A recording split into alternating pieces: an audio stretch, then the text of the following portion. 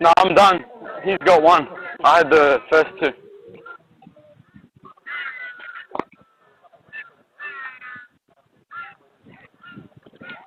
Mum here? Mum here?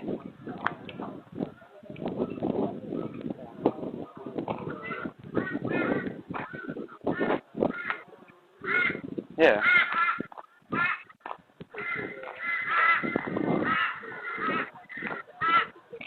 Alright. Oh. Sorry, mate. Oh, yeah, one more after this. Yeah. Sorry, yeah, this next game, and then that's it.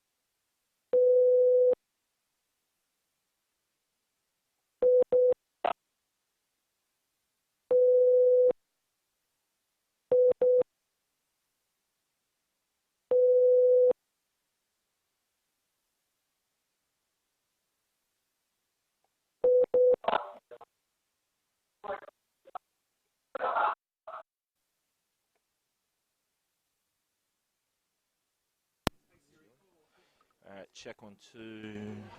I didn't find any matching places. Just give us a shout when we're live. Is it live? Just to confirm, you'd like to call Adrian BTC. Okay. Yeah, check 1, 2, check 1, 2, hey, hey, hey, check 1, 2.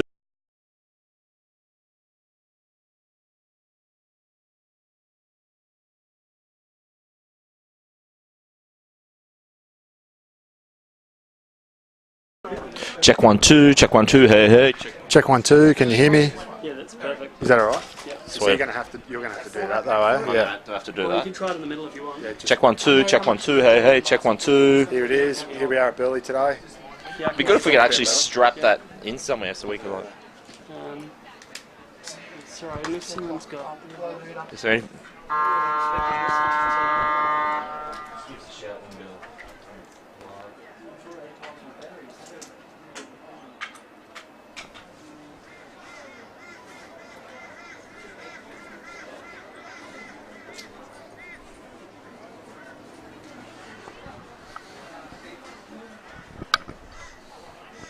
I should have brought some of mine.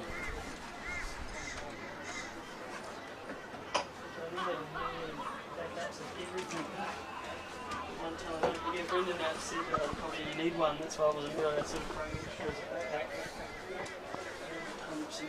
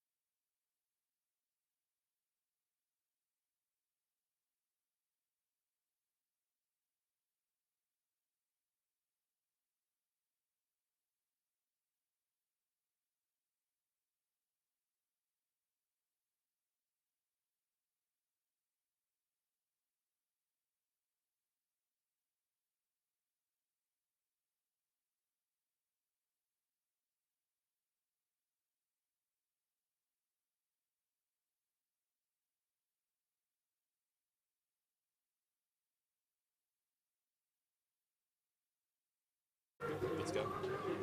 Right. Please give a big Pizzy Park welcome to the Tugun Seahawks.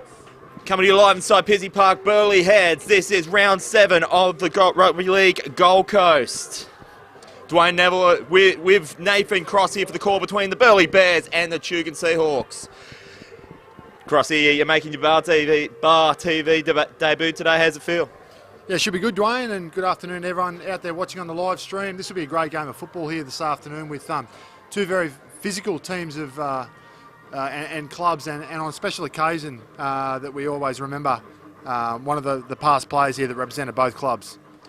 Of course, Nathan Cross is making the mention of Chris Kitching, who today, both of these teams are playing in his honour for the Memorial Shield. Unfortunately passed away in 2015. He played for all 24 games for the Burleigh Bears in the Intrust Super Cup campaign of 2014. He was also a grand final winner with Tugun. As we get underway, the Burleigh Bears are running left to right on your screen. So we'll just give you the tale of tape between the two teams. Firstly, for the Burleigh Bears, Tane Duapiki is in the full-back position. He is there in the back line with Tay McDonald, Regan Muir-Ogle and Jackson Paulo. Hanare Wells completes the back line. Connor Tioa and Matt Egan are the two halves.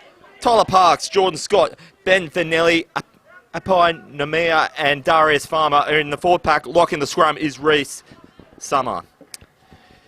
In the interchange we have Houston Holloway, Brett Saxton, and they're coached by Matt Foster. Of course, completing the back line is Tyler... I'm trying to be the name. That's Tyler Slepanowski. Slepanowski. And Crossy, who do we need to know about the Tugun Seahawks? Okay, so today for Tugun at fullback we have Corey Morris. On the wings we've got Wyndham Peachy and Troy Canning. The centre pairing is Curtis McDonald and Tim Cassidy. In the halves we have Isaac Warboys and Jacob Grant. And the forward pack's a strong one. Josh Harvey up front with Nick Harold. Sam Meskel is at hooker. And the back row of Rob Apanui, Cody Parsons and Ethan Roberts. And coming off the bench today we have Zach Jones, Macaulay Dawson, Blake Zillman and Nick Foley, and they are of course coached by Clint Barons. As we get back to the action here now, and Burleigh just coming out of their own end here on the 40-metre line, Dwayne. Burleigh Bears, their last start winners was a win over Ormo, 34 points to 10. They're currently sitting at the pointy end of the table with an undefeated record of 6-0 with 108 points differential.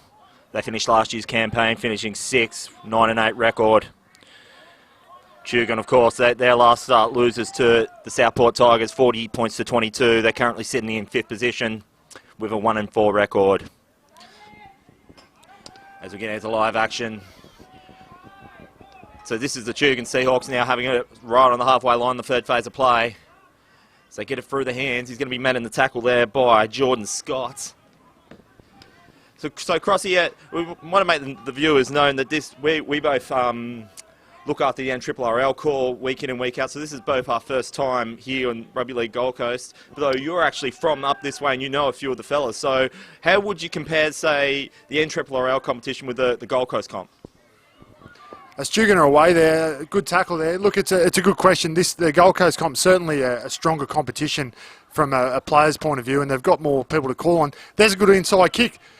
Oh, that was well taken there in attack. So but the Burleigh Bears will now have a dropout. So yeah, Dwayne, a lot of players here. There's quite a few ex-Gold Coast Titans under 20s players, which I was fortunate enough to have coached over the past 4 or 5 seasons. And there's actually some guys that I played against that are out there. Rob Apanui played for both Burleigh and Tugun. He's out there today as well. So looking forward to this matchup. It's always fairly fiery between these two great clubs, and I expect nothing different today. As play resumes, is going to be collected here by Troy Canning, and they've given away an attacking penalty there, the Tugun Seahawks. So it'll be interesting to see what the Burleigh Bears do, coming with a set of 6 of attacking set of 6 inside the Tugun half. I'll be keen to see how Burleigh attack here. Obviously, as you mentioned, it's our first time having a look at these two teams and, in fact, this competition. So Tugun showed early coming out of yardage they were quite keen to move the football. So I expect to see Burleigh, as Appy Noem is about to have a carry. So in the first phase of play, it's going to be played there by Jordan Scott. Sorry, they're about 25 to 30 metres out from the Tugun line. Gets it into the hands of Appy Noema.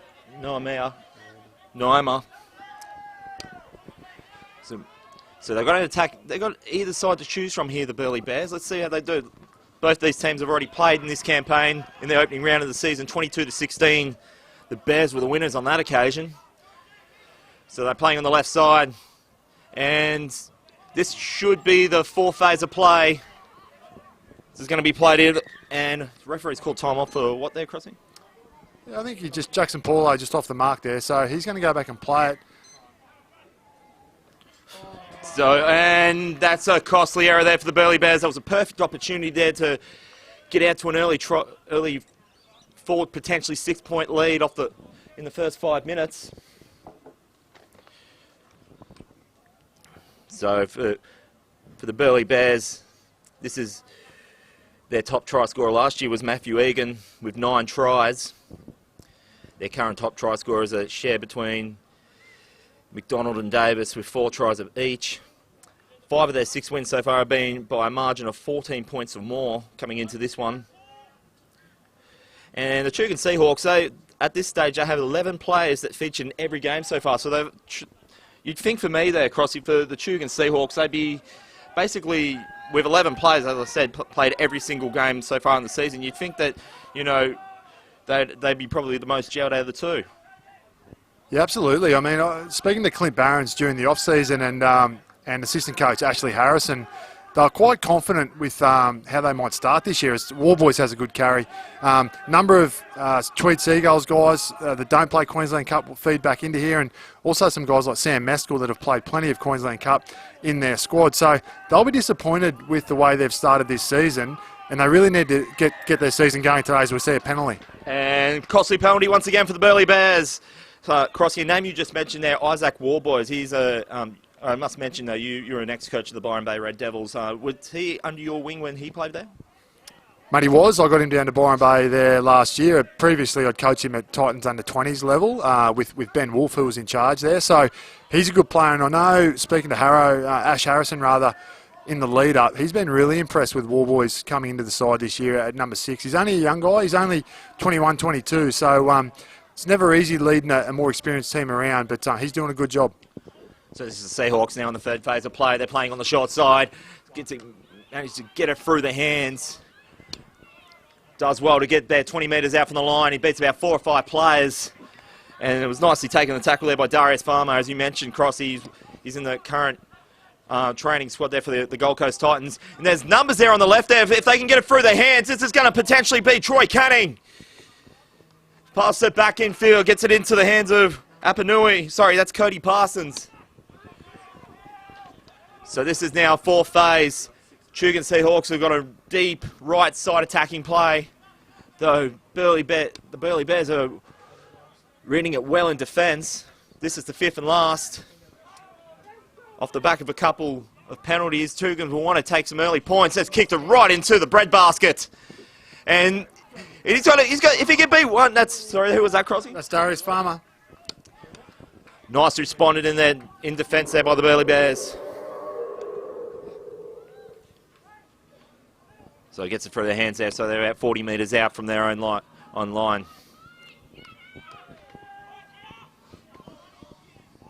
And already, Dwayne, we can see Tugun, really nice shape in attack, threw plenty at Burleigh, but it's no fluke that this Burleigh team are sitting pretty at the top of the competition. Their defence was outstanding. They had answers for everything Tugun threw at them here as Sparks gets forward. So this is the fourth phase of play. Burleigh Bears a smack bang on the halfway. Gets it into the hands of Reece Summer. Fifth and last, 40 metres out. They're playing on the short side. Kick goes there by Matt Egan. And dribbles across the carpet. Beats the fullback. Could this be first points for the Burleigh Bears? Oh dear. So I think he might have just knocked that on, Crossy. That was a potential gift of a try for the Burleigh Bears. I thought he got that down, but the referee was on the spot and he's ruled that he's knocked it on over the line. So that means the Seahawks now will have 7 tackles and they'll be looking to put an attacking kick in down the other end of the field. So that was a very near miss there for the Bears. As play resumes now, 40 metres out there for the Seahawks on the second phase. This is taken up in the... I can't quite make out the name of their Crossy, but that was... So, That's Harvey. yeah, that was Harvey into the hands there of Cassidy. This is some very impressive attacking play I've been seeing thus far from the Seagulls. And Crossy, this is most of these players out here are either current or ex-Intrust Super Cup players. If it wasn't the Burleigh Bears, it would be the Tweehead Seagulls, because that's, correct me if I'm wrong, aren't they the feeder club for the Tugun Seahawks? Yeah, well, Tweethead Seagulls changed their structure this year. They got rid of their A-grade team, as we see the Seahawks get a penalty 20 metres out right in front. So Tweed Seagulls changed their structure this year. They got rid of their A-grade team and decided to filter down their excess or surplus Queensland Cup players each week to players within this competition. Now, Tugun has been a direct beneficiary of that. Good relationship between Coach Clint Barons and the ISC coach at Tweed, Ben Wolfe. So, a number of guys here. Ethan Roberts springs to mind straight away. They're locked forward. Cody Parsons, who's playing in the back row there. They're just two of a few, Curtis McDonald as well, that have been in that Tweed Seagulls system that feed down to Tugun when they're not required to play Queensland Cup. So, and of course, Burleigh, I mean, they're a direct feeder, aren't they? I mean, their ISC team, coached, of course, by Jim Lenahan, I mean, they're flying high as well. Had a great win yesterday over Redcliffe. So the players that we're seeing out here for Burleigh today, I mean, you could put this Burleigh A-grade team into the Queensland Cup competition and would hold its own. I only have to look out there and look at a player like Darius Farmer. I mean, he's a contracted Titans player, as is the centre outside him, Jackson Paulo, and both of those guys could quite easily be playing Cup. So first points have beckoned now for the Tugun Seahawks. They have making it now 2-0 here at Pizzy Park in Burleigh Heads. Trust you enjoying the coverage here on Bar TV. Let us know where you're watching this coverage from in the Rugby League Gold Coast competition. So Burleigh Heads thus far, they're just sort of giving away a few little cheap penalties here and there, and I was quite surprised at the way that the Tugun Seahawks have been attacking so far. I thought they might have gone the 6 points out, Crossy. I guess they just want to play from in front here today, and you will recall that came from that knock-on over the line for Burleigh. So we could have quite easily seen a situation where it was 6-0 to Burleigh, but here we are now. It's 2-0 Tugun, and they're going to ruck it out of their own end. Let's see if they play some expansive football as they did previously. So this will be the third phase of play. Tugun Seahawks are already back on the halfway line. They've got a left side play beckoning. And they've done it again, the Burleigh Bears. That's their third straight consecutive conceded penalty there, Crossy. They've really just got to cool their heels a bit, don't you reckon? Yeah, they do. They're obviously laying in there. Rob Apanui was the Tugun player who, an ex-Burleigh player, as I mentioned before. So they maybe had some special attention for him, but they overcooked it a little bit and gave that penalty away. So Now we're going to see Tugun go on the attack again and look to build on that 2-point lead. So in the first phase, that's nicely taken in the tackle there by Tyler Sparks. 40 metres out now from the Burleigh line. Nicely tackled there by Reece Summer. And there for me, that you probably can't see on the screen there, but that I think I'd like to see the Tugun Seahawks left side just move up a bit more quicker. They've kind of fallen their back a bit. Nevertheless, let's see what they do on this left side here. That's going to the hands of Warboys, into the hands of, that's Canning, Troy Canning, but I think he's just lost that there, Crossy. The referee has acknowledged that, so it'll be now a 20-metre scrum feed to the Burleigh Bears. Yeah, and that's going to be a good contest here this afternoon. That left edge of the Seahawks up against the right edge of the Burleigh Bears. They look to have numbers, and Warboys threw a good cutout pass there, but Burleigh, the great team that they are, they adjusted their numbers across and quickly got back to being man-on-man and were good enough to sort of put him into touch there. So they're, as much as Tugun go on the attack here, Burleigh are comfortably handling anything that's been thrown at them thus far. So I'll be quite keen to see how the rest of this game unfolds, and particularly once Burleigh get their even share of the ball. So Connor Tio's now played, now 20 metres out from their own line. That's nicely taken the tackle there. I believe that to be Ethan Roberts getting involved there. Always looking for work. Getting it through the hands. So this is... forgives them. So we're just having a hard time reading Tugun's numbers from where we are. So we'll do our best for you. But I think that was a good tackle there. I think that was Cody Parsons. They're doing well both in attack and defence so far, the Tugun Seahawks. They're keeping Burleigh right smack bang in their half. This is sort of, and they forced a mistake as well. So an added bonus here for the Tugun Seahawks. They'll have a set of 6 deep inside the Burleigh Bears half. Yeah, and you can see that Tugun are really up for this today. As you mentioned, Dwayne, good tackle from Parsons, and particularly Nick Harold was in there on a previous one, really bending his back and making his presence felt out there. And Burleigh come up with an error on the next play. So as I mentioned at the start, these two have always had close and fiery encounters in the past. So expect today to be no different. And yeah, really keen to see how this unfolds. Tugun have put 3 on the short side here. Let's see where they go. So this is a nice big hit on the first phase of play as well. Responded in defence there by Darius Farmer. 35 metres out from the Burleigh line. Nicely taken in the tackle there, but once again, that's Reece Summer, his teammate. 20 metres out. And there's a deep side play on the left side there already set up there for the Tugun Seahawks. Getting it through the hands. That's going to be taken up there by Josh Harvey. And I'm rest assured, if Burleigh can ill afford to give another penalty from this position of the field. And oh, it's a sloppy pass there, but well collected. Yeah, I thought there for a sec that I was just about to say that Crossy that was about to go forward, and the referees eventually called it. Yeah, well, it might have been Harold that played the early tip on there, trying to find his back rower, Rob Apanui, and it was a poor pass. But you can see what they've come here with a clear purpose today, Tugun. They've come to move this big Burleigh team around and really earn their points. So wasn't to be on that occasion that the pass went astray, and now Burleigh will have their chance to get out of trouble. So Burleigh will now have a scrum feed, about 20 metres off from their own line. They've had the one chance down on the other end of the field, but so far Tugun have just done well to keep them just on this end of the field.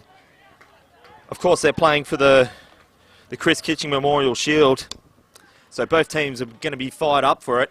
And as I mentioned at the start, in the first game, it was 22-16 scoreline, and when these two teams last met. So that was Ben Vanelli in the tackle. 45 metres out. This will be played up by Jordan Scott. They're playing the short side. Nice crunching tackle there by Josh Harvey. Sorry, that was Warboys. Isaac Warboys. Played by Scott. Taken up there by Reece Summer. 5th and last. Tugun once again doing well to keep Burleigh right in their own half of field. They go for the kick. They're going to be 3 players there waiting for it. And it's going to be taken up there by Troy Canning. He's going to be greeted there by the likes of Connor Tioa. And nicely taken there by Regan Muir-Ogle. Yeah, some good little contests here. That was a good shot by Warboys on the back rower, Appy Noema. Both ex-teammates in the Titans under-20s. And Appy's one of the toughest kids I've sort of coached. And You can see he's sort of struggling a bit getting back in his line there, but he's as tough as they come. He won't be going anywhere. So we're just shy of halfway into the first half. If you just joined us, you can see there on the graphics 2-0 Tugun Seahawks over the Burleigh Bears. So this is going to be taken up by Corey Morris. Fifth and last, so they're about still 45 metres out from the Burleigh Heads line. They're opting for the short side. The kick goes across, and I don't know if that's going to be interesting to see what the referee, if he called that played at or not. Yeah, look, that's one of those real 50-50 ones. He did make a movement. I think it was Conatoya there. He sort of made a movement which could either be seen as trying to get out of the way or actually putting your body into it. Anyone who's played the game knows you tend to try to get out of the way of those kicks rather than get in front of them. So I think Burleigh are probably a little bit stiff there, although most Seahawks fans would probably argue that he did move towards the ball. So nevertheless, that's going to go the way of the Seahawks, and certainly for mine at the moment, they're on top, and it comes through weight of possession and starting to move this big Burleigh team around. So Tugun Seahawks have been gifted a set of 6, and they'll have a whole set of 6 inside the Burleigh Bears territory. Nicely taken in the tackle there by Reece Summer. He's always looking for work in defence. Reece Summer. They're 40 metres out now from the Burleigh line, and you think so far looking at this, Crossy, but the Tugun Seahawks are looking like the most likely to score so far. Absolutely. Look, I've been really impressed with their shape, and as you can see there, they've got good structure. I don't know whether our cameras are picking that up or not, but Roberts played out the back there to Warboy. He's going to continue. Oh, no, they go back to the middle. But as you can see there, Dwayne, there goes Harold. Ooh, nicely taken up. Could this be first try? Back in for the Seagulls. Well, this will be interesting. Oh, he's going to be caught. No, he's actually caught a knock on there, Crossy, for me. Let's see what comes out of this. We're basically about on the smack bang on the 50-metre line, and it's about almost as far as it possibly can, so we can't really see it from here. And you can see the value in what Tugun have been doing thus far. The early tip-ons through their middle forwards, Harold in particular, he threw that pass a few moments ago that went to ground to Rob Apanui. This time he threw the dummy and come up with a post-line pass, and I think it might have been Roberts that went through, but he couldn't hang on to the footy. But Tugun at the moment, they're looking the most likely. As play resumes now, this is the first phase of play. Burleigh Heads. They've been having to play. They'll be looking for a bit of luck for themselves. It's going to come here now, so they'll get a piggy back down the field. And it was just taken out of my mouth there, Crossy. It was basically, I think it was almost the way that Burleigh Heads been playing. Were like not taking anything away from Tugun Seahawks with their defence, but it was almost like they needed a little bit of help just to get some field position to and click the attack into gear. But Seahawks aren't basically not letting them have their way. No, they've been strong, haven't they? Both in defence and in attack. A good shot there. Roberts over the top. Might have been Harold underneath. And they've been really physical here early on, the Seahawks, as Sparks goes to the line. Nice hit up there on the third phase. So Burleigh Bears still deep inside their own half a field. They'll opt for a kick inside 40. And it's going to just beat the likes of Corey Morris. Morris will now go for a gallop. He's going to be greeted there by Matt Egan. Well defended by Matt Egan. He's going to push with a bit of help there. Pushes him about 5 metres out from the Tugun try line. So basically the Burleigh Bears have got to give Tugun a taste of their own medicine. Nice hit, nice smack there. The referee deems that to be legal. That was big contact there. Darius Farmer come out of that looking a little bit ginger, so let's keep an eye on him. He's getting back in the defensive line okay now, but that was Burleigh's best set for some time. So this is on the fourth phase. So far the story of this game is that Tugun have probably had the rub of the green when it comes to attack. They'll have at least one phase inside Burleigh's half of field. Nicely taken and tackled there by Ben Vanelli. So this is fifth and last. They're going to have chasers either side for this kick. Kick goes across field. It's going to be greeted there by Tuapiki. He's going to be held there 20 metres out from his own line there, Crossy.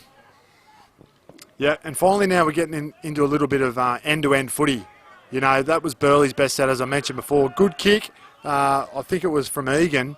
And now Tugun had a set of their own. So, as we see, is there a bobble there? No, he's hung on to that. So he's done well. So, Burleigh potentially gaining a little bit of ascendancy there with some end-to-end footy.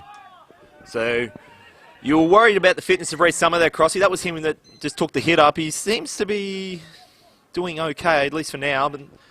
But there's actually a player now down for the Seahawks. And I think he's taken a bit of a knock there as he was trying to bring Reece Summer down. Can you make out who that it was? I can't. It's a bit difficult. I think it's Nick Harold. That might be. Oh no, Nick Harold's in the line, so it may be Josh Harvey. This has been pretty physical, this game. Hopefully that's coming through the screens of everyone watching there at home.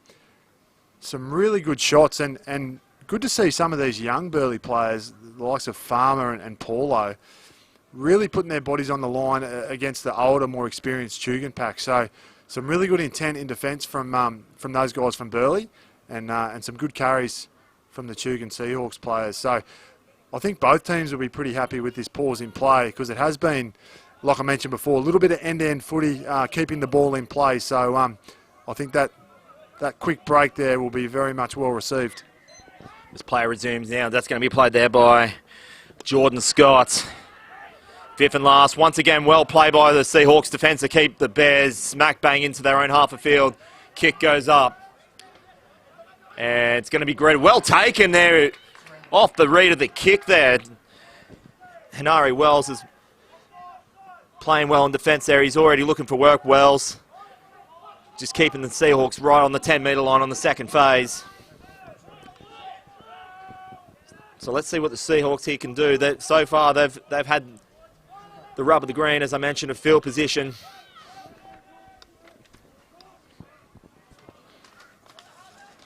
As we have Josh Harvey carrying out of trouble there. Dwayne, I think what that has shown for me is that Burleigh keeping the ball in play. Mescal's gone for an early kick here. You could see that his team was in a bit of trouble as far as no one wanted to put their hands up to carry out of trouble. And I think if I'm the Burleigh coach, I'm telling my boys, keep the ball in play, keep turning these Tugun guys around, because I think from what I'm seeing in the last few minutes, Burleigh, the younger, fitter side, Tugun really need to play smart and kick into touch, walk to scrums, and use their experience. So this is the fourth phase of play. So even potentially off the start of this set of six, this has potentially been the Bears' best place to start their set of six in the last 10-15 minutes. But even still, they're only just going to get out of their half. And this is probably the first time they've been in the Tugun half on the space of 10 minutes. Or about 3 or 4 phases of football at least. But let's see what they can do here. 40 metres out from the Tugun line. This is their last in the set of six. The kick goes up. It's well read in. Attack there. I believe that to be Corey Morris there, Crossy. Yeah, it was. It was a good kick down the short side from their fullback Tane. And Morris, his positional play has been good to start this game for Tugun. But as I mentioned before, now Tugun are faced with coming out of trouble. Under a little bit of fatigue now. I think Coach Clint Barons might look to his bench quite shortly to get some fresh legs on. So they're inside 20 there. Nicely taking the tackle there by Muir Ogle. They're playing on the short side. Taken up there by, I think that's Curtis McDonald there, Crossy. And I think it would be interesting to see what the referee's called here. That's certainly gone forward, and they're not going to get a penalty out of that, the Seahawks. So this will be now, let's see what the Burleigh Bears can do when they actually have a set of six right deep. It's actually deep inside the Tugun Seahawks half a field, Crossy. This will be interesting. Yeah, look, I think time will tell, but I can see Burleigh going over here. Just having a look at the body language of a few of these Tugun guys. Obviously, it's quite a warm day here today, and Burleigh have been keeping that ball in play. So a little bit of fatigue. What have we got? 14 minutes on the clock before half time. Burleigh be looking to post their first points here. And if you just joined us, it is 2-0 in favour of the Tugun Seahawks over the Burleigh Bears.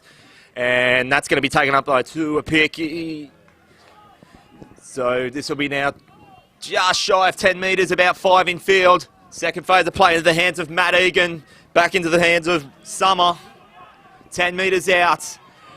And they're nice little dummy run there by Jordan Scott. And oh dear, I think they've just spilt that and they've lost about 15 metres off the fly there, Crossy. Well, they were going well that set Burleigh until that last one pass went astray. It might have been Scott from dummy half. He missed his target with his fullback there and it all went astray. And it might have been Tim Cassidy that come up with a good one-on-one there to force that error. So Tugun off the hook for now, but really their main goal now, Dwayne, will be 3 or 4 tackles, either getting Warboys or Jacob Grant to get a good kick away and fine touch. So this is basically, I was just about to say, Crossy, this is version 2, or at least from our perspective, because of yesterday. We called Northern United versus Casino in Lismore yesterday. It was tit for tat either end, although there was a lot more points being scored at that point. Do you reckon that's sort of the flavour of this game thus far?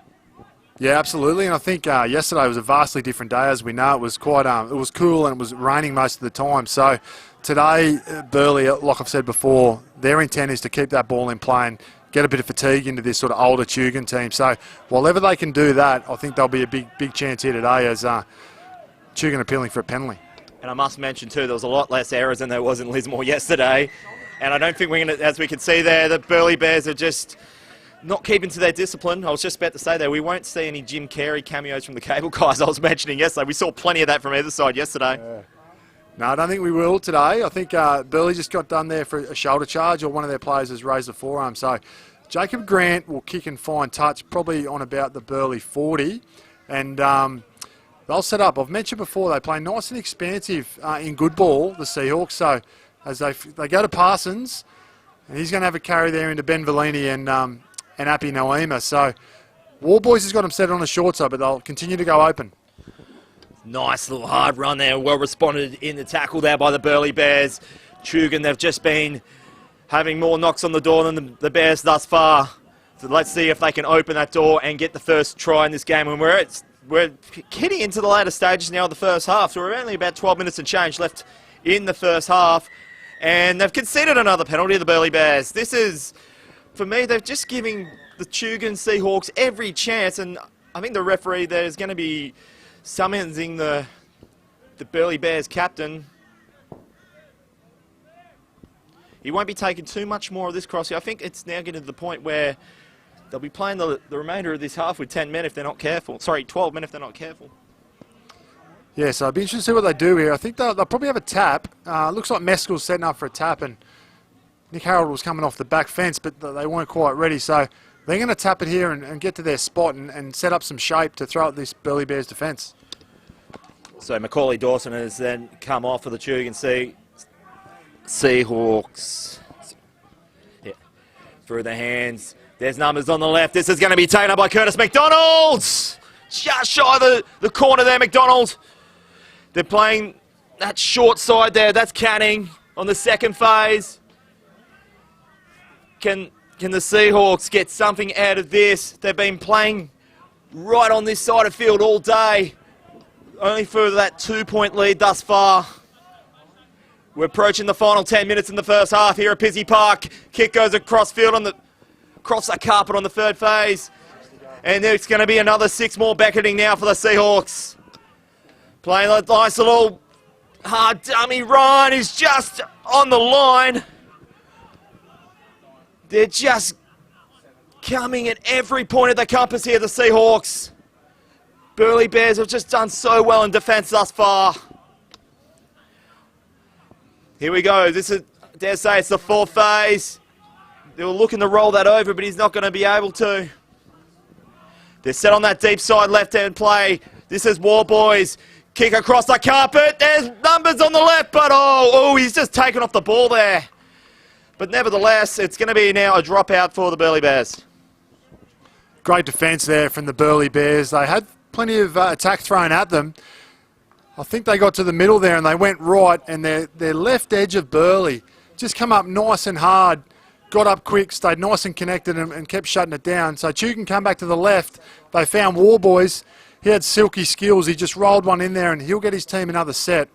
And this is what Tugun really need to do. They're under fatigue probably more than Burleigh, so they need time in possession and try to put a bit of fatigue back into this younger Burleigh Bears team. Back to live action now. This is now going to be taken up there by, I mean, that's Macaulay Dawson that's taken that one on the first phase. Through the hands, that's Nick Harold. Let's see what they can do with this set of 6. A try, you feel for me, Crossy, is coming for the Seahawks, but Burleigh Bears have just shown, as you can see there, who was that there? Namia, I think that was in the defence. they're favouring that left side for me, and I think the Burleigh Bears, for me, Crossy, just know that I think the Seahawks are just favouring way too much on that left side. They need to get that to that right side a bit more for me. This is War Boys. That's taken up by Macaulay Dawson. This is the 5th and last. And now they're going to play on that right side. There's even the potential numbers if they can get it into the corner. It's looking good, but I think that's gone forward for me. No, 6 more. Touch by a Burleigh Heads player. Well, that was good shape. You saw Wyndham Peachy actually tucked in right behind and was running a tail line there. And I thought Burleigh might have been a bit stiff. He actually ran behind his own player. But the far side winger for Burleigh, McDonald, he was good enough to get a hand in there and stop a certain try. But it means they've got 6 more now, so they go on the attack. They're on the left post here, and they're going to open up this left-hand side and look for War Boys. Let's see what happens out of this. You'd think with this amount of opportunity the Tugun Seahawks have had, and only got 2 points to show for it, you'd think that if they can hold, Burleigh Bears can hold them to this set of 6, that they'll be feeling the most confident in the dying minutes of this first half. So we're heading into the 4th phase thus far. They're now playing on the left side. That's War Boys. Kick across the carpet again. Again, well read in defence there by the Burleigh Bears to collect that one, and they'll have their first phase on the 15 metres away from their own line. Yeah, and some real reward for effort there for Burleigh. They've had plenty thrown at them.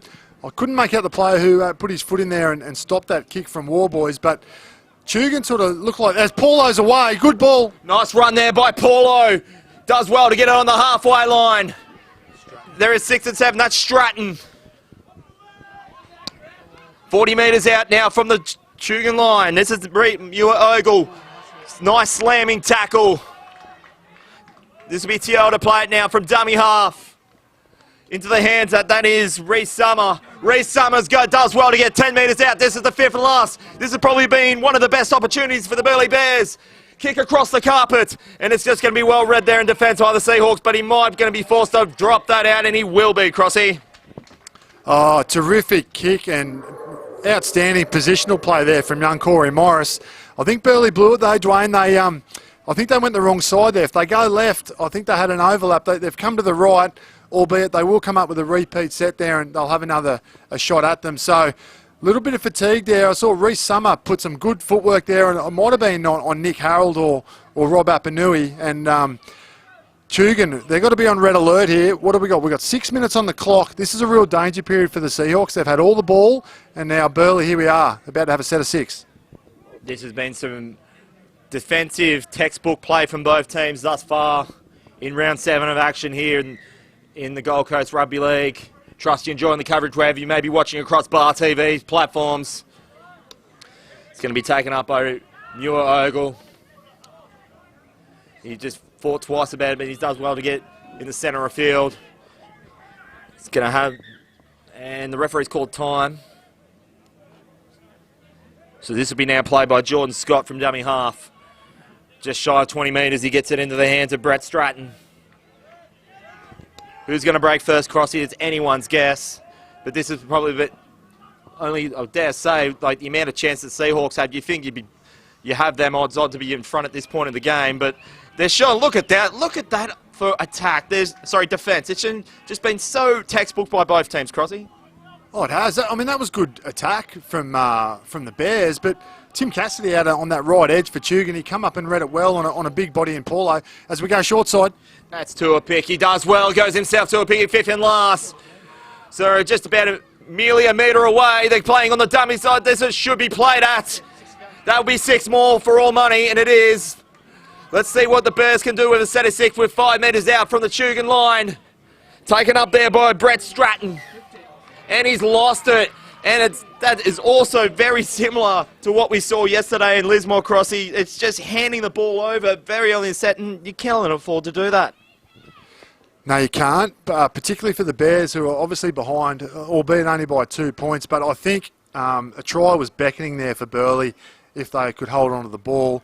The man in the tackle there is Cody Parsons, Dwayne, the number 12 for the Seahawks. He's had a huge first half. He often plays either centre or on the wing, and Clint Barons has moved him into the back row. He's had some really good carries in attack on that left edge outside of War Boys, and he come up with a good tackle there to to turn that away. I think it was Stratton might have come up with the error. So a near miss for Burleigh, and they'll be disappointed with that one.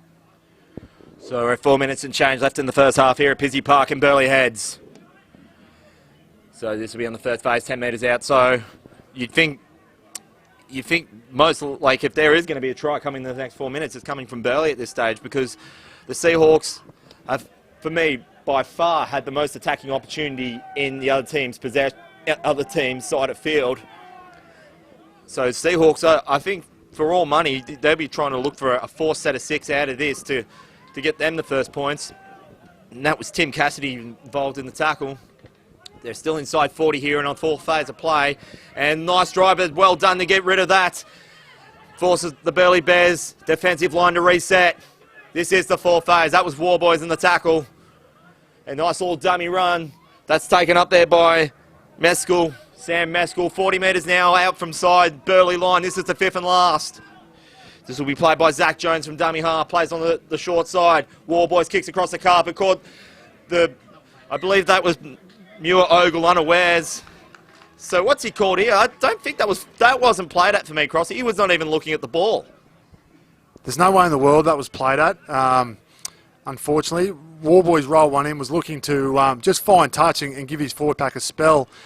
Unfortunately, we saw a bit of a clash earlier between the number 6 for Tugun and the number 11, the old Titans under-20s teammates.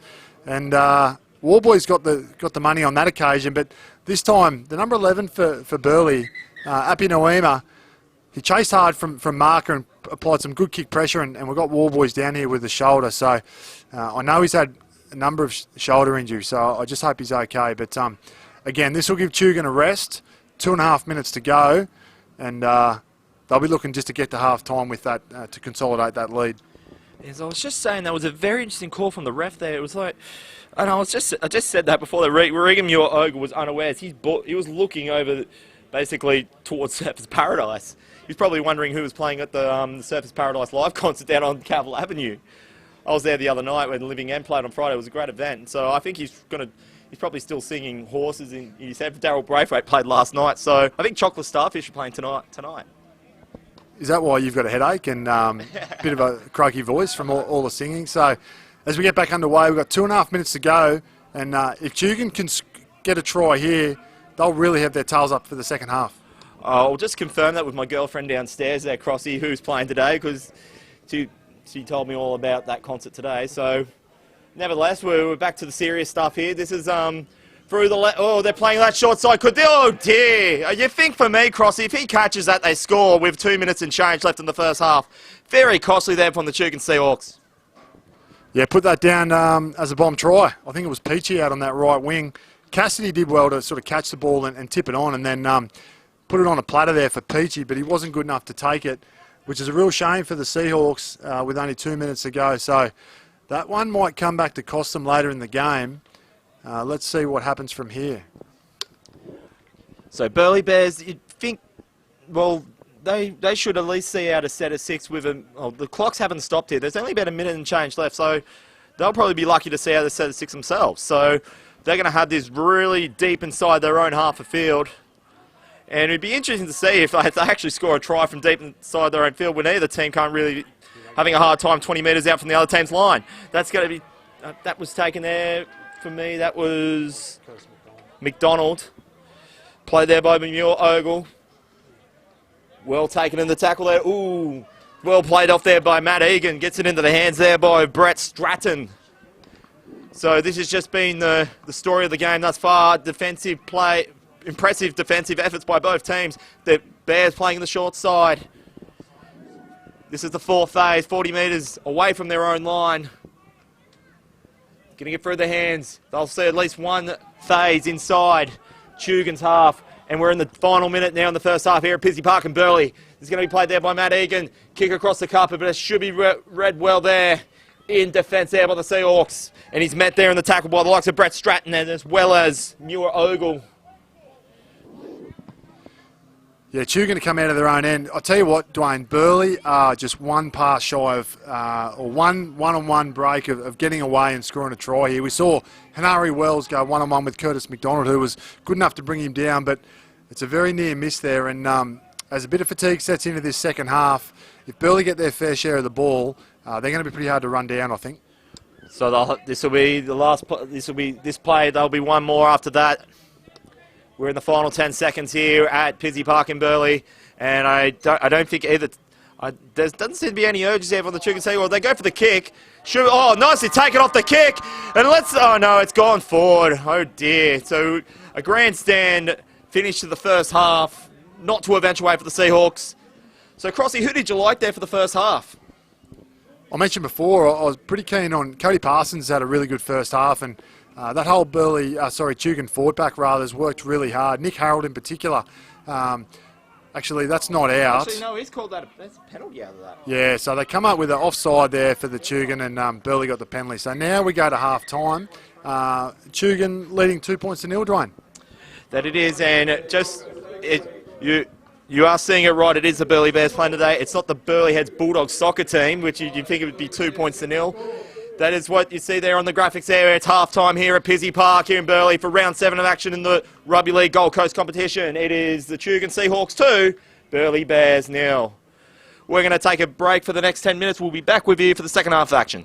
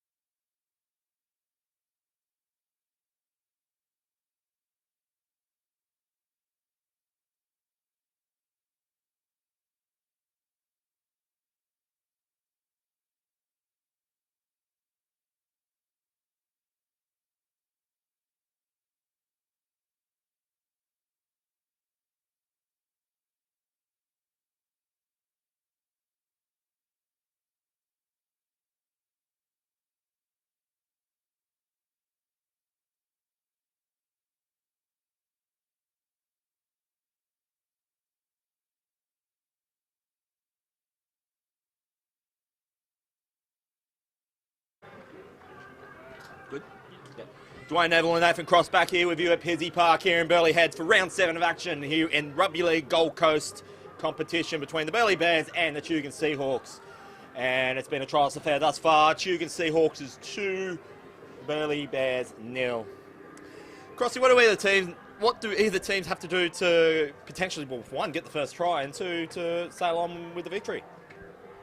Yeah, look, I think Burleigh have just got to, like they did in that second part of the first half, is really just keep the ball in play, build pressure, get a little bit of fatigue into this older Tugun team, and just look for a couple of repeat sets early and look at the bigger picture. They don't need to win the game straight away. And for Tugun, I think they've got to play smart. You know, they got to kick into corners, find touch, walk to scrums. They've got the attack to beat Burleigh here today. But I think of the two, Burleigh are probably the fitter, younger team. So it makes for a great second half, Dwayne. Yeah.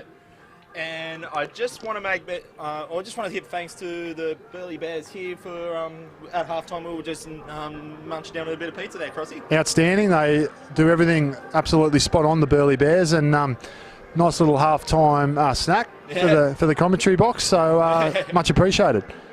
Went down an absolute treat, I must say. So as we're about to back in our second half of action here, Tugun Seahawks are left to right on your screen.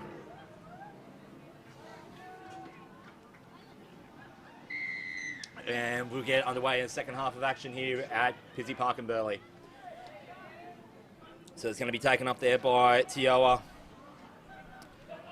So we're now about 35 metres out now from their own line, Burleigh Bears. So, oh, nice crunching tackle in the second phase. Well played in defence there by the Seahawks. And that's that man, Cody Parsons. We touched on him just before halftime. He's had a huge game and really stinging in his defence.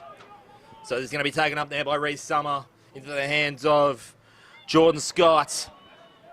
So this is something that we haven't really seen. Oh dear, I was just about to say, Crossy, that was the first time in basically any point of the game where the Burleigh Bears on the second or third play have started from one end of the field and basically starting the latter half of the phase in the other half of the field. Yeah, well, Coach Matt Foster won't be happy at all with that start. On the flip side, the Tugun mentor, Clint Barons, he'll be stoked. And once again, Dwayne, it was that man, Cody Parsons. He forced an error just before half-time on big Brett Stratton. He came up with an error just in front of the line, and he's made another one there. He's had an enormous day here this afternoon. So this will now be the Seahawks, 5 metres shy of the halfway line. They're playing on the short side of the field, gets in the hands of Jacob Grant. They're nicely taken in the tackle on the first phase of play. That was Jackson Paulo. Taken up there by Rob Apanui. 40 metres out now on the second phase. Seahawks have had their fair share in the first half of getting their attacking opportunities. They need to really get that line break to break through this Burleigh Bears defence. 10 metres out on the fourth phase. Gets it into through the hands. I think that's Blake Zillman there, Crossy. I think it is. The numbers are hard to make out for the Seahawks, but I think that's Zillman, play it right in front of the post. Playing away from us away from the commentary box side. They're really keen to just try and get that line break. Seahawks are just not having much luck thus far. Fifth and last. They're about 5 metres out. The kick will go across field. It's going to be potentially greeted there by Tim Cassidy. It's actually going to be greeted there. That could be first try. Let's see what the referee has called here. I think that could be Wayne Peachy for the first points. No, it is going to be a try. First blood to the Tugun Seahawks in the first couple of minutes here at Pizzy Park. It'll now be 6-0 kick to come. Well, that's what a start for the Seahawks. That's exactly what they were looking for straight after half-time. It come off the back of an error, as we mentioned. A good shot from Cody Parsons. Got them in the ball. We got to tackle 5, put a cross kick up, and the winger couldn't come up with it. And I think the number 2, Peachy, for the Seahawks, it just rolled into the in goal, Dwayne, and all he had to do was just put his hands on it. He won't score an easier try. Well collected opportunity off the kick there from Peachy. And for me, the Burleigh Bears, they're from 6 wins from as many starts, so they're going to have to play from behind to get this done today, Crossy. But nevertheless, let's see how Sam Meskel does with the kick. The breeze is pretty much non-existent. There's only just a slight one coming from over the Pacific Ocean. Yeah, well, the breeze, it mightn't be exactly right from where we are up in the commentary box, but it does feel like it's coming into us or coming from that sort of northeast. So if that is the case, that means that ball did sort of float over the head there. I think it was McDonald in that corner, and that would make sense why it got away from him a little bit. As Meskel, he's a sharpshooter. He's going to have a kick here, a metre in from touch. So this is Sam Meskel. The kick, it's got distance, it's bringing in. How good is that there from Sam Meskel? And he's added the extras there for the Tugun Seahawks. 8 points to 0 here at Pizzey Park in Burleigh. Well, Sammy Meskel, he's kicked plenty of those in his career, whether it be for the Tweedhead Seagulls or the Titans under-20s many years ago and now at the Tugun Seahawks. So they push out to 8 points to 0, and Burleigh really need to rally here and respond well with some physicality in defence. And of course, Samuel Meskel, he's playing here at his ex-home ground. He had campaigned for the Burleigh Bears in Trust Super Cup side in 2011 and 13. He's also a Queanbeyan United junior, and as you mentioned there, Crossy, he actually played for the Gold Coast Titans back in their early years. He was also a representative for the Canberra Raiders Harold Matthews competition in 2007. He's been a good player for a long time, Meskel, and as he ducks out from dummy half here to really get this Seahawks team on the front foot. So this has been our fourth phase play there by Jacob Grant. They're really bashing on that Burleigh Heads line. They'll be looking to inflict the first defeat of this campaign for the Burleigh Bears. As the kick goes across, it could potentially go out, and it will. So there'll be a scrum feed now, beckoning now for the Burleigh Bears, 10 metres out from their own line. And Dwayne, they couldn't have hoped for a better set after points there, the Seahawks. Really strong, some really strong carries out of trouble there. They got over halfway, and their experienced half there, and Jacob Grant himself, an ex-Burleigh player, got a perfect kick in there, rolled in a metre in from the corner post there. So Coach Clint Barons would be extremely happy with that. Trust you on the coverage wherever you may be watching across Bar TV. Round 7 of action here, the match of the round here on the Rugby League Gold Coast competition. This will be played by Matt Egan, 10 metres out from the Burleigh Bears line. And he's going to be greeted there by the likes of Macaulay Dawson. So they're just kind of bunched up a bit for me there on the left, on their right side there, Crossy. So yeah, they're starting to stretch it out a bit now, the Burleigh Bears. They really need to now, being 8 points to 0 down. Well, I think really Burleigh have just got to get forward. Like, good carry there from Stratton, looking for a quick play the ball. Geordie Scott might look to jump here. But they've really got to get forward, and a good early tip on there from, that might have been Darius Farmer. I think that was Tyler. Nice. Stepanowski. They're playing the short side. That's gone into Reece Summer. Fifth and last. They're forward. That's still, yeah, he's looking like he's taking a bit of a head knock here. Didn't look good. I think I saw him just clutching at his jaw there, Crossy. That was very, very, very nasty. I must admit, I just was having a quick look at the Tugun defensive line when that happened, so I did miss that. We do have a Burleigh player down. That's Reece Summer. Looks like Reece Summer, and he's a tough hombre as well, Reece. So he wouldn't stay down if it wasn't, if he wasn't injured. So as you can see, he's back on his feet now, Reece, and he'll play the ball. So this will be now Reece Summer after taking that big knock on the mush. This will be Jordan Scott. This will be fifth and last. The kick goes up by Matt Egan. It's got height. You would have liked a bit more distance, and there's chases everywhere. He takes a bit of a swing at it. That still should be fifth and last, and it is. So Seahawks now will have a set of 6 beckoning about 20 metres out from their own line. 25 metres out, I say. Yeah, not sure if Coach Matt Foster would be too pleased with that option.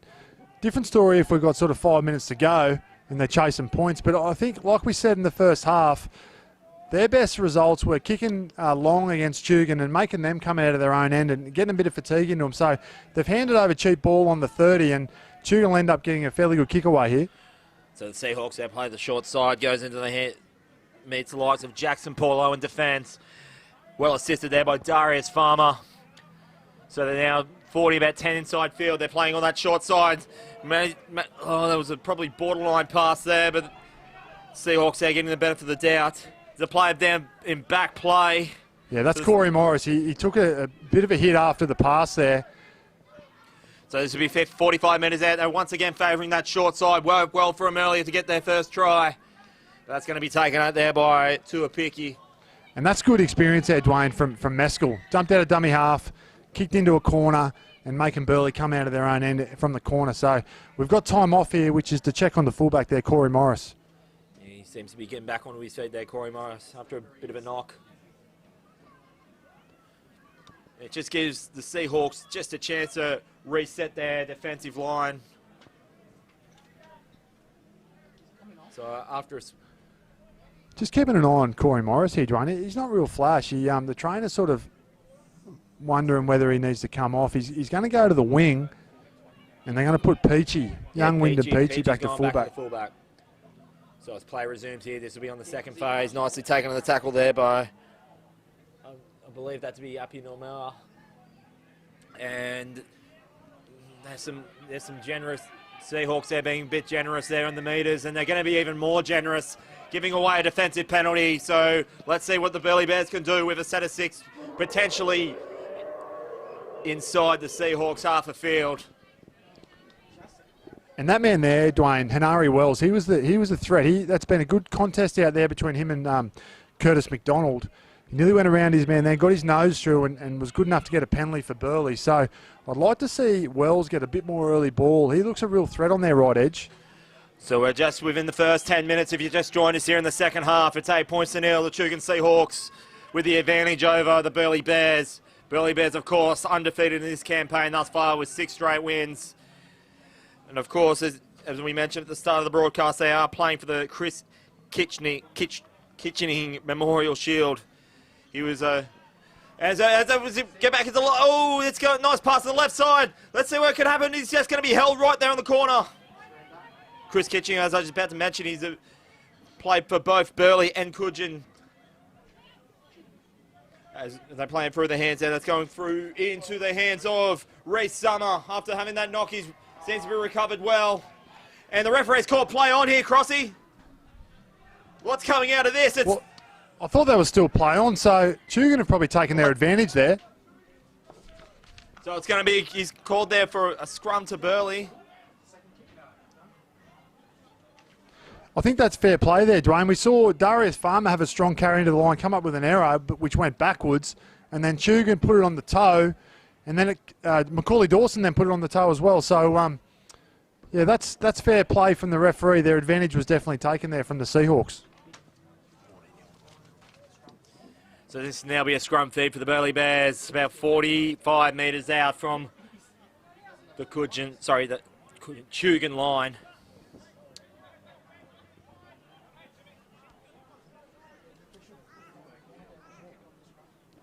So it'll be now played by Matt Egan. So both teams have turned up today, as I mentioned a couple of minutes ago. Chris Kitching Memorial Shield, as I mentioned, he had played all 24 games for the Burleigh Bears in the 2014 Intrust Super Cup squad, and he was a grand final winner for the Tugun Seahawks in 2013. Unfortunately, left us in 2015. So all those 34 players out there are certainly playing for his memory today, and you're absolutely seeing it out there here on Bar TV. And he really need to let that go there. That might have been Egan. They created the numbers there with some good shape. Reece Summer played a good sort of wedge shape out the back there, and but he went himself. They're back in the middle of the field, and they go right here with Toya. And nice little kick across the carpet there. There's shows it for Burleigh. Looks promising. Let's see what comes out of this. They like it. The referee likes it too. It's game back on here at Pizzy Park. 8 points to 4.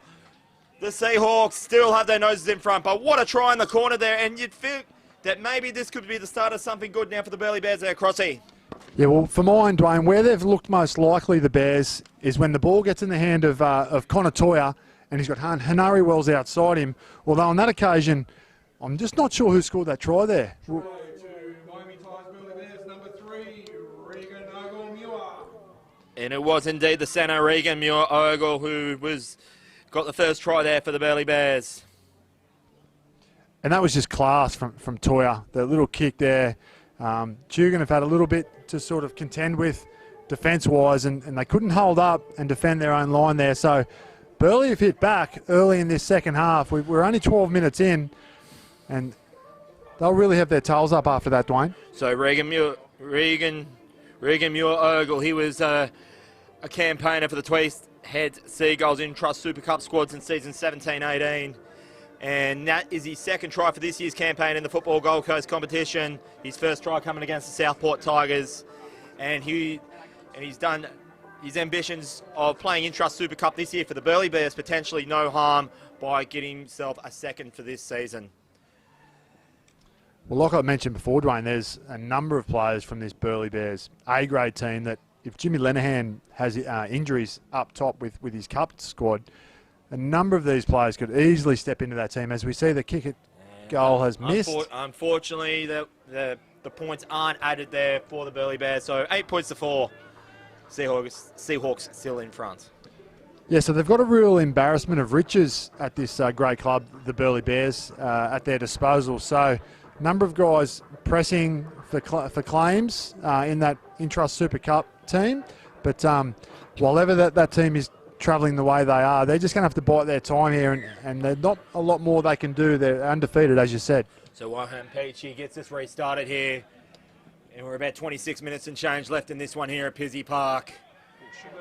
The iconic Pizzey Park. I recall being here one other time, Crossy, was when the Gold Coast Titans hosted a trial game against the Brisbane Broncos here back in, I believe it was 2013 or 14. It was the year that Jamal Idris came to the Titans.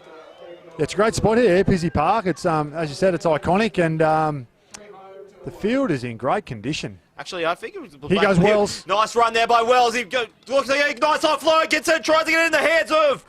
Who was it? Apanui. Sorry, yeah, that was Noema. No, Noema, sorry. Opposite number, different team. Crossy, a bit of a mistaken identity on my part there. Yeah, well, Appy, he caught it in the right hand. He looks like he tried to go around the back into his left. He shown off his skills, but on this occasion he couldn't hang on to it. So that's a near miss there for the Bears, and obviously the Seahawks breathe a big sigh of relief. The Tugun Seahawks now, they need to know that 4 points will definitely not be enough in this game. They know the Bears will certainly be looking to bring it.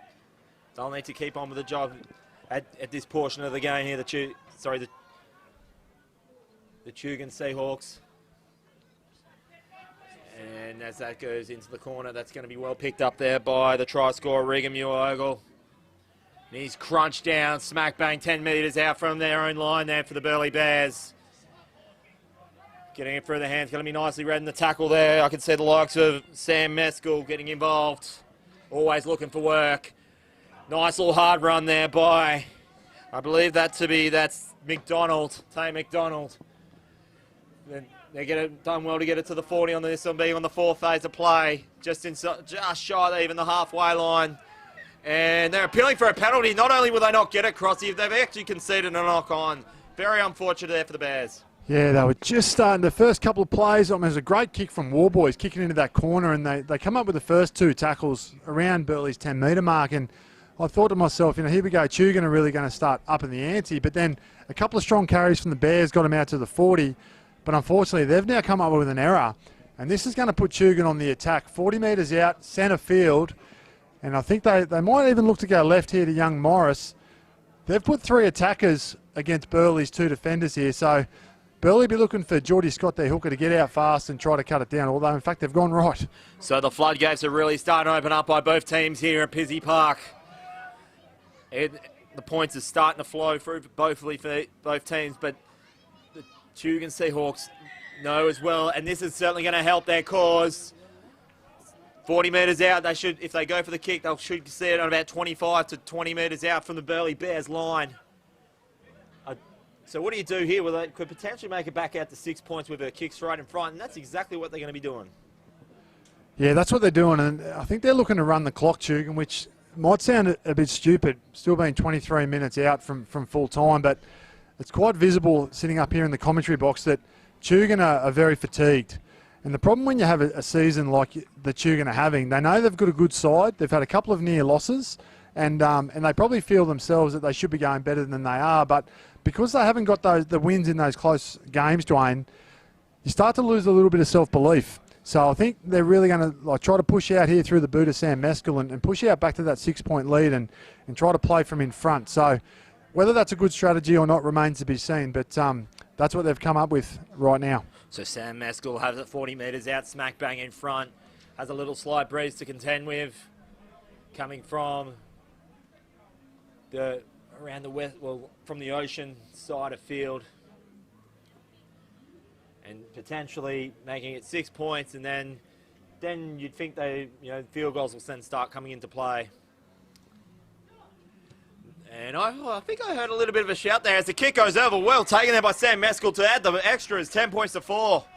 I just heard, I don't know from who there, Crossy, but I heard a little bit of, you heard it too, you're nodding your head, you've heard it as well, from one of the Burleigh players trying to put him off his kick. It was like, it takes me back to that movie, Kingpin, where it was, I don't know if you've seen that movie or not, Kingpin, Woody Harrelson, Bill Murray. Well, basically, just to paint a picture, Woody Harrelson, they were both bowlers, and Woody Harrelson then went for the bowl, like they were playing in a competition back in the 70s, and Woody Harrelson needed to get a strike to win, and Bill Murray, he was actually doing what we're doing, just calling to himself, and then as Woody goes in for the bowl, good luck. Yeah, as he went for it and tried to put him off, didn't work. Yeah, it was a bit like the old chewy on your boot, wasn't it? That comes from the crowd in the, but that seemed to come from an on-field player, so yeah, it didn't actually work for the Bears on that occasion, but who knows?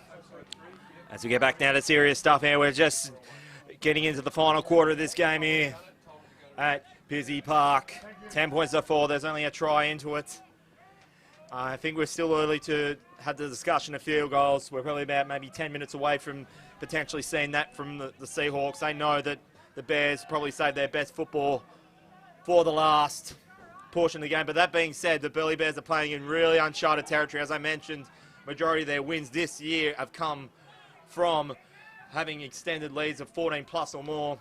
In fact, the closest they've actually come for a defeat was today's opposition in the first round with 6 points. And now the shoe's on the other foot, Crossy. Yeah, well, and looking at the Seahawks, I mean, they've got a couple of great game managers in Jacob Grant and Sam Meskel. So, albeit it's only a 6-point lead, they've got a couple of guys there that can potentially sort of get them home with it, with their kicking game and some experience. So, yeah, it'd be quite an intriguing final 20 minutes here, Dwayne.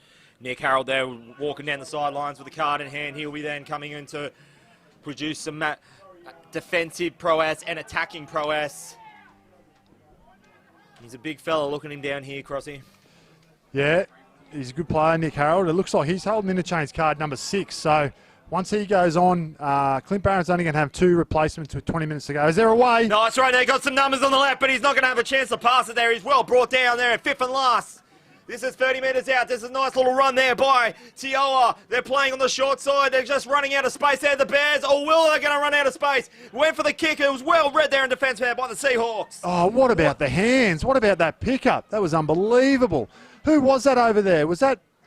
I saw that something similar happening from the Burleigh Bears, like to read off the kick. Both teams are reading well off the defensive kicks. And this probably explains why the score's only 10 points to 4 in this latter half of the game. Yeah, we saw the flick pass from Hanari Wells. It went out to his winger, which I think is McDonald. He kicked back in field, and then one of the Tugun players, we see a penalty. And that's just been the story thus far for the Burleigh Bears, just giving away penalties deep inside their opposition half a field. And as I can see there on the bench, I think that's Brett Stratton has come off. He's got a bit of a cramp there on the sidelines. He's come off. Yeah, Stratton's off, and he was changed only moments ago. But this ill discipline here from Burleigh is really costing them, because you can see Tugun are under fatigue. They're an older, more experienced team. And this is the back half of these games is where things have been going wrong for them. And I can just, looking down at the Burleigh Bears bench there, Crossy, their whole interchange they started with are back on the field. So they've really opened up the benches. They've gone with their starting 13 out there at the moment now for the Burleigh Bears. They have to go for broke with 18 minutes and change left this one here at Busy Park. Strap yourselves in. We're in for an exciting contest. And they're marching forward quite easily now, the Seahawks. A good run from Meskel out of 9, and that was Warboys.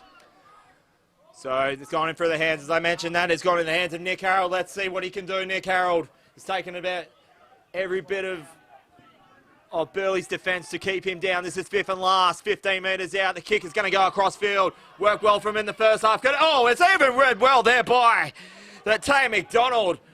The kick reading from both teams has just been on point for both teams there, Crossy. Well, you remember McDonald was the guy before that come up. He misjudged that kick and it ended up being a Seahawks try, but not on that occasion, Dwayne. He was up to the task and took a great take. And now Tugun are the ones who are looking a bit tired, and they've got to defend here stoutly and not look to let Burleigh through. For mine, Dwayne, Burleigh look most potent when they go to their right edge. with Toya and particularly Hinari Wells out there. He's a threat. Crossy, the last couple of games I caught, including yesterday's one, have both been grandstand finishes. I made mention of that yesterday, that game in Kyogle 7 days ago. I'm still recovering from that. Let's see if we can have a grandstand finish here up in Queensland. Kick goes up by Matt Egan, and no, he's aiming for that corner, and the nice bounce. He's taking his time there, the winger there for the Tugun Seahawks. And now they're just going to slow this down a little bit for me there, Crossy, and just, you know, the least they need to do is just play their set of 6, the Seahawks, and not force, or potentially even force an error for the Burleigh Bears, but not cost them one themselves. Yeah, and what was probably alarming for me, Dwayne, for Burleigh, was that kick went up, but there wasn't a lot of chasers that were on the money, you know. So whilst Tugun are looking tired, equally Burleigh are now starting to show a bit of fatigue. So this is now the third phase of play. They're at 40 metres out from their own line there, the Tugun Seahawks. And the Bears are just slowing down their attack, the attack of the Seahawks. That's Warboy, sends that up. There's about 2 chasers there for the Burleigh Bears to get it. And I think that for me, that's Troy Canning there, Crossy. That's Wells. Wells? Yep. So, yep, that is Wells. Again. So that was Wells there that take that off the first play. But again, it was a good kick, Dwayne, but if Wells was able to get outside that next Tugun Seahawks player, there was potential joy through that middle third through a lack of kick chase there from the Seahawks. So I think we're only sort of one key moment away from this game being sort of broken open. So they'll see there's 2 phases here inside Tugun half a field. 45 metres out now from the Tugun line. It's going to be played off there by Jordan Scott. Nice kick across the carpet to get themselves some metres here, the Burleigh Bears. Let's see what the Seahawks can do from about 9. Can they potentially go 90 metres to extend their lead? There's about 16 minutes left to go here at Pizzey Park, and the Bears are staring at the barrel, and that's going to be proven costly there for the Tugun Seahawks. And for me, Crossy, let's see how the Bears can do from being from behind, because they haven't really been behind any point of this season. They've won well for the majority of their games, and they're staring down the barrel on a very important day for both clubs. As I mentioned, the Chris Kitching Memorial Shield. And I can just see a couple of hands on heads in the back line there. They need to strap themselves in and get on with the ride, because with 15 minutes to go, they're staring at the barrel of their first defeat. Well, I was just about to say, even before that error, I could count 4 Tugun players with hands on heads. So that was prior to the error. So body language is not looking good for the Seahawks. They do hold this 6-point lead, but they've got to defend strongly here, Dwayne, and turn Burleigh away. That was Huston Holloway there in the first phase, getting those fires pumping, getting some valuable metres. Nice little hit and spin there on the second phase. Another 10 metres gained off there, so they're about 10 metres out with another 4 players up if necessary now for the Burleigh Bears. They've got either side now to choose from, and they're looking a bit perky in attack. They need to potentially get this back into an even ball game. Off to the right, he goes left. He's trying to looking for his centre there. He does. It's in the corner there. Game back on. Nice try there by Tay McDonald to get this back into a potential even game here. 10 points away. No, oh no. We've got a forward pass He has here. called a forward pass. Oh dear. Well, it's hard to argue from where we're sitting. We're in no position to comment. It looked okay from our very poor It certainly position. did. But the touchy was on the spot. It was nice play. Egan, actually, he was on the right, and he drifted across. Could see that Tugun weren't presenting any opportunities in their defensive line on that side, so he ducked back across to his left-hand side of the field, and he found, I think it was Paulo, who tipped onto his winger there in McDonald, but unfortunately the pass went forward, so Tugun off the hook. So 13 minutes, we're in about 13 minutes and change left here at Pizzey Park, and for me, Crossy, despite the fact that they didn't get the points off that one on this occasion, they know that the Seahawks better realise that that is a warning sign coming from the Bears. By no stretch, it's 6 points done. And just for our viewers here on the Rugby loyal viewers here on the Gold Coast, I was referring to 7 days ago, a game between Kyogle and Northern United. Basically, just long or the short of it, Northern United were in front from basically the first minute to about 10 seconds to go in the 79th minute. And on 3 occasions, they were leading by 14 points, including the last 5 minutes of the game. And Kyogle scoring 3 tries in the last 5 minutes, and it was none other than, and it'd be well known to this area because he was an ex-Gold Coast Titans player, Shannon Walker scoring in that corner. Yeah, it was great to watch. As you say, most people would know Shannon Walker and what he could do with the football. Grant's going to kick from inside his 40. So it's going to be read there by Tugun. Does well to get it on the 40-metre line on the first phase. They're about 10 metres in. The referee has called time, and there is a player for Burleigh heads right where on the Tugun Seahawks try line. You can't see it there in your pictures, but I don't even know if that's no. That could be a Burleigh Bears player. He's like, we can't really see the jersey. Number 11 for. Oh, it is. It's Appy. Yeah, I think he might have just caught a bit of a knock in the back play there. He'll get up. Hopefully he'll just get up and have a drink, and he'll be raring to go in the later portion of this game. Well, I mentioned earlier he's a tough cookie, Appy. So hope he's okay. Burleigh certainly need him to get back and finish this game off for them. We've got 12 minutes and 41 seconds to go in this game, Dwayne, and I just get the feeling that the Tugun are only one mistake away from potentially being letting a try and being a 10 or scoreline rather. And that's what was pretty much the reason why I made mention of that game I called last week a couple of minutes ago, is because if 14 points isn't safe in 5 minutes, when's it ever safe? Yeah. When can you ever just shut the gate and go home and have a cup of tea and say, yeah, we're all done? Well, if you're playing against a team that's got Shannon Walker in it, you probably can't, and history now proves that. So I don't know. Or if it's the Kyle Turkeys. I think we discussed that in yesterday's call, that the Kyle Turkeys are one team that just don't go away. So, and I'm just guessing here, Burleigh Bears is certainly, you can put them into that category as well. So let's see what can eventuate for those. Nevertheless, we're about 12 minutes and change here. There's only a converted try in it. The Burleigh Bears know it, that their perfect record is on the line here in front of their faithful fans here at the iconic Busy Park. That's a good charge from young Ben Vellini. And that's a penalty given to the Burleigh Bears. 2 points is not really going to help them here, despite even the fact that they'd have a perfect kick at goal. They really need to get on with the job and get the 6. And they might be going to have a tap here. That's going to be taken up there by Matt Egan. Gets it into the hands of, I think that's T.O. there, Crossy.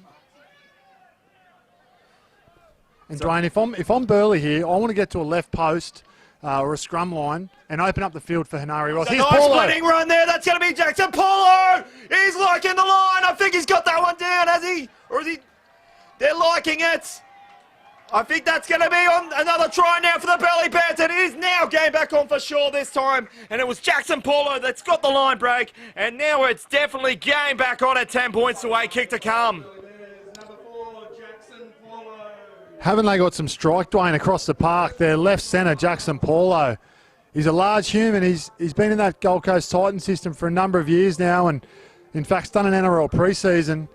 And isn't he showing the benefits of doing that now? He's put a lot of size on over that pre-season, and he ran a good line there. He broke through that tackle. He came to the fullback, and the fullback did a pretty good job with a much larger body, but Paulo was good enough to get over, and we are game on with a kick to come here from Egan to tie us up at 10-all.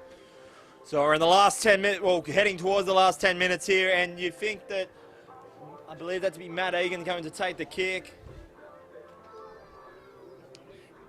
And it will be game back on, and then one-pointers will come into fruition.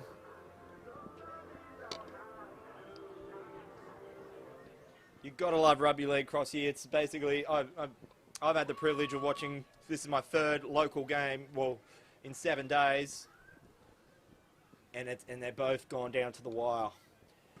And if as we can see, Matt Egan taking the kick, it's got the distance, and it's so pretty there by Matt Egan. It is now level back at 10 apiece here at Busy Park. And I was just about to say, Crossy, I'll be looking for some health insurance tomorrow after these last few games, or at least need to invest in some oxygen. It's been terrific, hasn't it, the last few weeks of calling rugby league, both obviously here on the Gold Coast and in that Northern Rivers comp. On the board in the yeah, some really tight games and some good finishes. And of course, we must make mention, we're actually just covering today for the regular quarter. His name's Scott. He'll be back on deck next week. We're just keeping the seat warm for him. I hope you're enjoying it wherever you may be, Scott. So this is going to be taken up now, 20 metres out. Sponsored by Tasmania Advertising Promotion. So this is going to be end-to-end stuff from both teams. You can put money on it. We're in the final 10 minutes here at Pizzy Park. It's going to be taken up here by, I believe that was to be Tio there, Crossy? I think, no, it's going to be caught play on. He's got the line break here. This could potentially be the first time the Bears get in front. Nice run there by Jordan Scott. Scott's going to go beat by 5 players. He has done so well to get 45 metres on the fly after making a big line break. And there are 6s and 7s in defence there, the Tugun Seahawks. This is going to be taken up by Jackson Polo looking for a double. It is good. What a double there by Jackson Polo. Burleigh Bears hit the front. It's going to be 14-10. Wow. This game's just been blown wide open.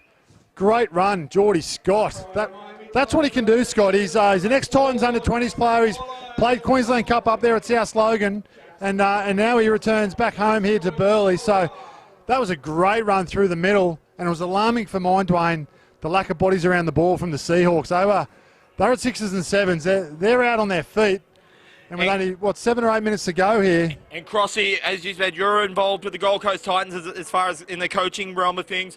If there aren't scouts here today, look, as you mentioned, he's been on that NRL training squad. 2 tries in the space of 90 seconds to get his team not only from 6 points down to potentially 6 points in front. How quick the game can change.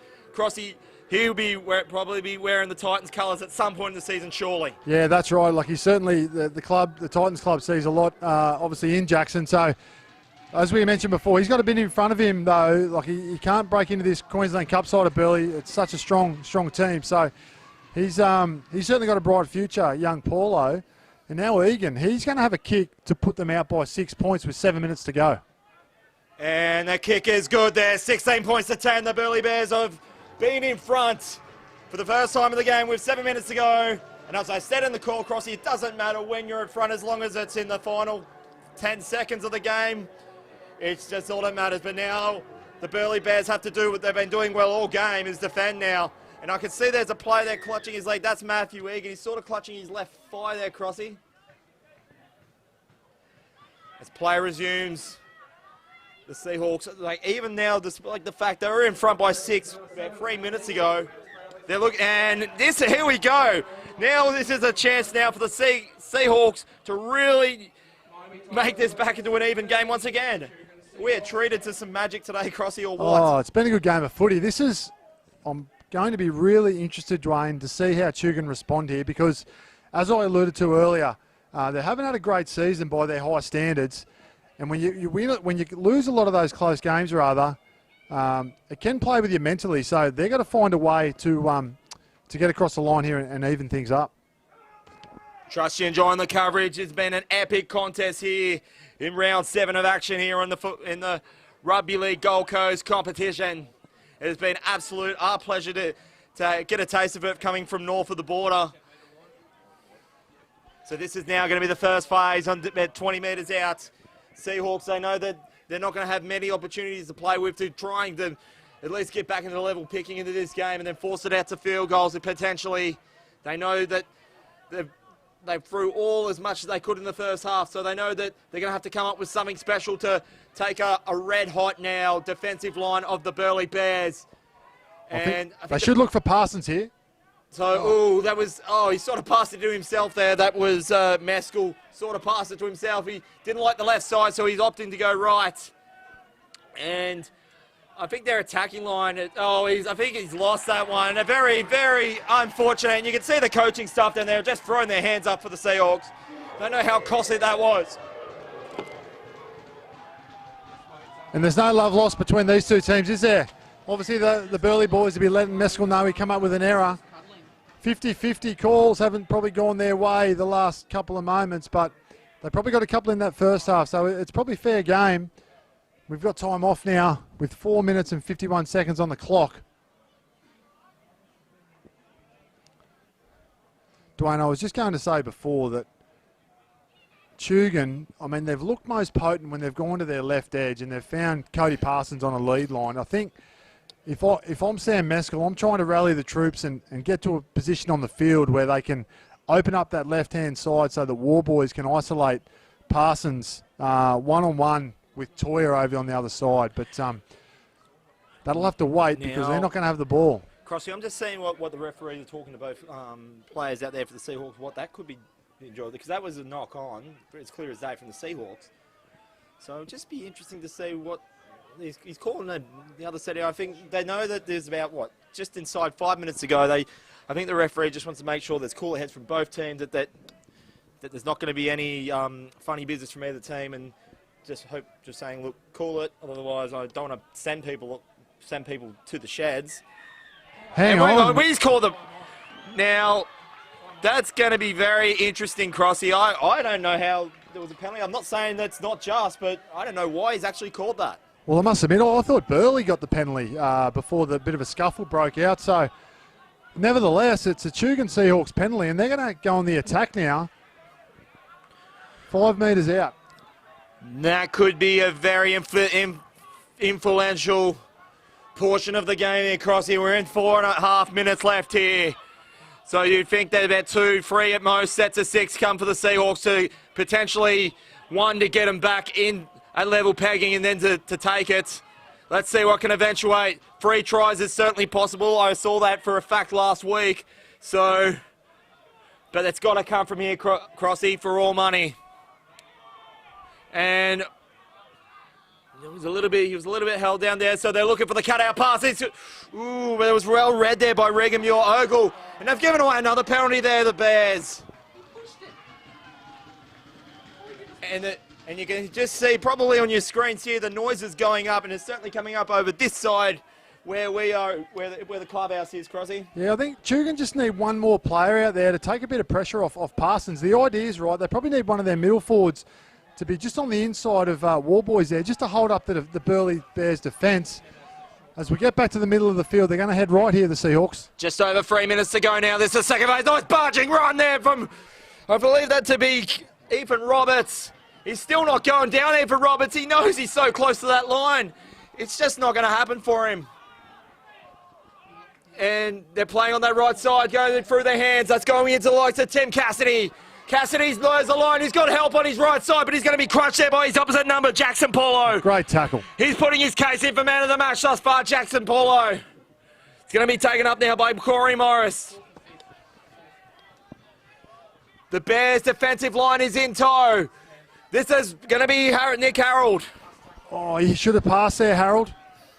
This is 5th and last. They know it all rides on this to stay into this contest. Cut out. Oh, that'll be 6 I more. think that's going to be 6 more. The Burleigh Bears are not yet off the hook. He's running it like it's a 5th play. I don't know if he knows it's a 0 yet. Now he does. Meskel into the hands. I think that's Josh Harvey. Great nice carry. run there by Harvey. They got to go left, Wayne. They got to do something this set of 6. There's no doubt about it. The Bears are just holding their nerve. And every defensive effort is being known by the crowd here. You can hear it over the mics. He's just going to be held out. It's probably best case scenario for the Bears if it's held up. They can get that some defensive line set back up. Through the hands. And there's a gap.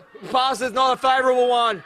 That's definitely played out once again. Well, they need to pack a scrum here.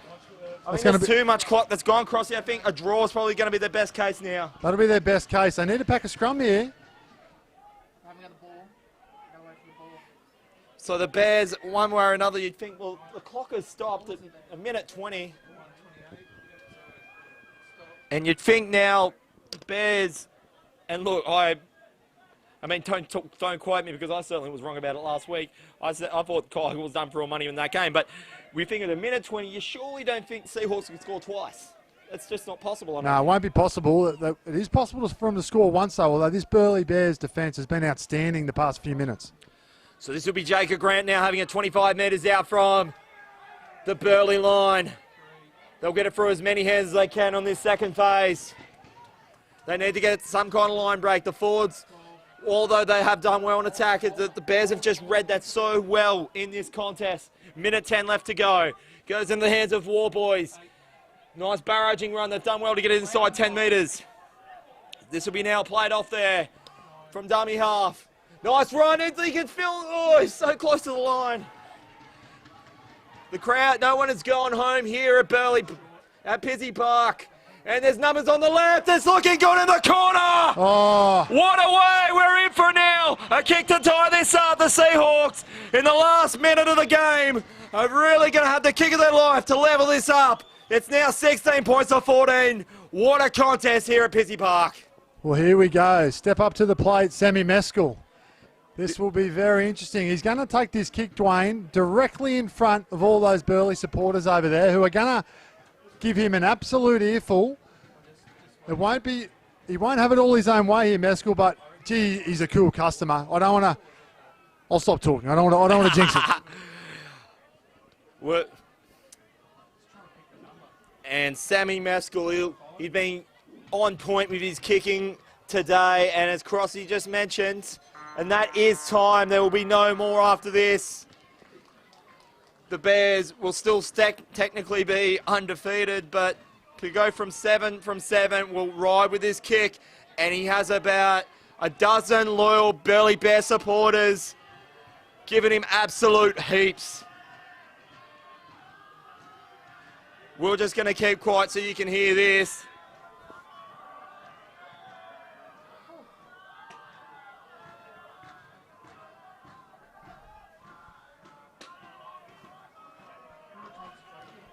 Well, Sam Meskel, he plays hooker.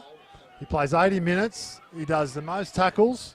He's involved in most plays. So he'd be the most fatigued out of anyone. Now he's got the pressure kick. So we wish him the best.